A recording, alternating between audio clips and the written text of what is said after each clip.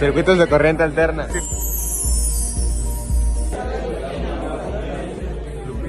Bueno, pues aquí empezamos calibrando primero el osciloscopio, ahí con las dos puntas. Esto muy sencillo, muy rápido para evitar interferencia. Ven, aquí ya lo tenemos conectado. Ahora conectamos las puntas, así como se muestra en el video. Giro de pico. Bueno, aquí tenemos el generador de señales encendido con sus valores predeterminados. En nuestro caso aparece una señal senoidal de 1 MHz, una fase de 0 grados y una amplitud de 1 volt pico a pico. Al principio pensé que el osciloscopio no estaba funcionando porque no veía la señal reflejada en la pantalla, pero el problema era que no había presionado correctamente el botón de encendido del generador de señales. Una vez encendido correctamente, presionamos el botón Autoset en el osciloscopio para que nos dé una vista estándar de la señal que estamos recibiendo. Aquí podemos ver que el generador está produciendo una señal senoidal con una frecuencia de 1 MHz y una amplitud de 1 volt pico a pico. Hola, mi nombre es Joana y voy a explicar las funciones de las ondas senoidales. Empezamos con la frecuencia, que es la cantidad de ciclos por segundo o el número de veces que se repite la onda. Continuamos con la amplitud, que es la distancia máxima de la onda en vertical a partir del centro. Con esto podemos ver los valores pico, tanto máximo como mínimo, y la distancia entre ambos se mide con el valor pico a pico. Por último, la fase es el punto en el que empieza la onda en el eje horizontal. En este caso no hay desfase porque la función seno empieza en el origen. Aquí el Ale otra vez y ahora les voy a explicar cómo es que va a cambiar la onda según los valores que modifiquemos. Primero con la frecuencia. Ahí seleccionamos el botón de frecuencia, movemos con la perilla y podemos ver cómo en nuestro osciloscopio la onda se va a hacer más aguda o más grave porque pues se van a dar más ciclos por segundo. Ahora vamos con la amplitud, que la amplitud es la distancia que hay entre los voltajes de pico a pico. Entonces podemos ver cómo la onda se hace alta o se hace chaparra. Ahora con la fase y el offset, como solamente estamos viendo una onda, esto lo vamos a ver en el generador, no en el osciloscopio. Entonces pongan atención porque aquí ya voy a modificar la fase y vean, la onda se volvió una cosenoidal. Antes era una senoidal, si se dan cuenta donde empezaba, cambió.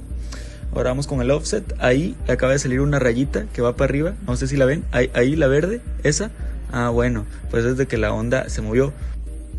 Ahora usamos dos generadores conectados al osciloscopio para entender la diferencia de fase.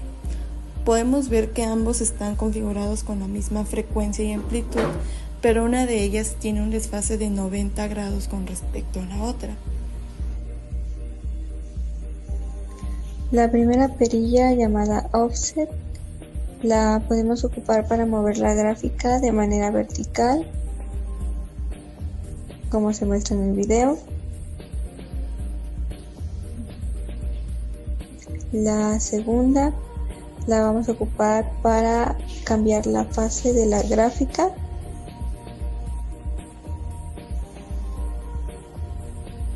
La tercera perilla la vamos a ocupar para cambiar la escala vertical, que puede ser los volts por división. Esta función nos va a ayudar a poder contar los cuadritos y poder calcular el voltaje. La tercera perilla nos va a ayudar a cambiar la escala horizontal, que son la base de tiempo, y con ello podemos cambiar la frecuencia y los segundos. Bueno, chavos, les voy a explicar lo que es el valor pico. Venga. Miren, el valor pico básicamente es el valor máximo al que llega la onda. En este caso es de aproximadamente 500 milivolts. Si se dan cuenta, aquí están los 500 milivolts. ¿Sí? Ahora, el valor mínimo. El valor mínimo es el valor mínimo al que llega la onda, que es igualmente es de menos 500 milivolts. ¿Sí? Ahora, el voltaje RMS. El voltaje RMS es básicamente el voltaje que entrega la señal, que entregaría la señal si fuera una señal de corriente directa, ¿sí? La fórmula para calcular el voltaje RMS es igual al voltaje pico a pico dividido entre la raíz de 2, ¿sí? Ahora, la fórmula se las dejo aquí. No, Okay. pues para eso dice lo del dedo, güey. ¿Cómo? Para eso dice lo del dedo, güey. Edición. Ajá. Ya.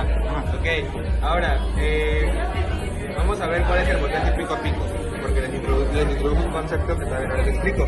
El voltaje pico a pico es el voltaje que hay desde aquí hasta acá, ¿sí?